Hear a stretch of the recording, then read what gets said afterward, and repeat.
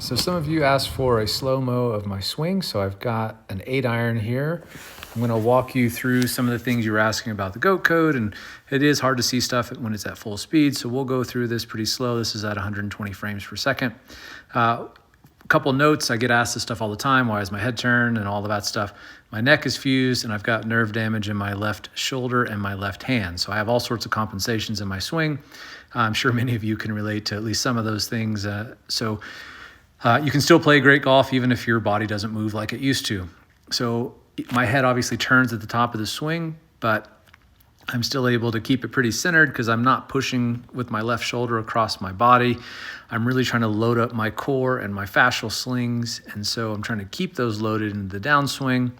So somebody was asking about supination. Here's where the club really starts to fall back behind me so that my trail arm is supinating. That's what helps tuck my elbow into my side here. And so you'll see that as I'm getting down into the goat delivery position, everything just falls into place.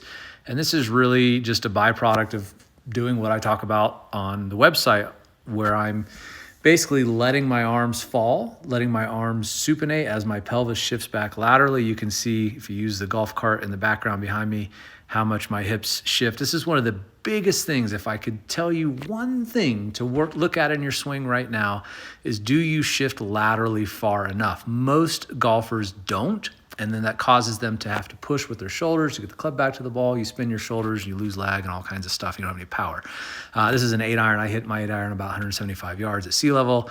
But you can see that I don't really move a lot in my swing in general. I try to make my swing as boring as humanly possible. That's what the goat code, that's what the goats all did, in my opinion.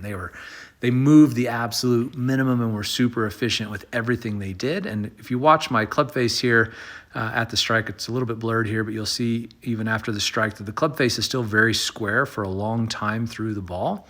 I don't curve the ball. If I curve the ball, it's usually an accident or forced. I have to curve it. I generally just hit everything dead straight. And so you can see, I talk about side bend on the site. You can see that my right shoulder is now much closer to my right hip than it was at the top.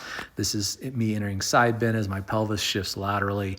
I let myself fall into side bend. And this, getting into side bend, I talk about this a lot on the site, but this is what allows me to keep the club face so square for so long through the ball so that I don't have any curvature on the ball, really hardly at all.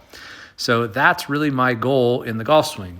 And person who I think was perhaps the most efficient of all time, of course, is the GOAT himself, Tiger. You know, he always just looked like he was just moving the absolute least amount compared to everybody else that was playing against him. And he just looked like he had a super efficient golf swing. In my opinion, perhaps, you know, I've not seen anybody who I think was more efficient than Tiger. So there's a lot of things that you'll see in similarities. We're not making big lateral moves. Tiger used to make a big lateral move off the ball. It just introduces a bit of timing. We try to stay really centered, and so not a lot of movement. I'm really just trying to stretch the fascial slings.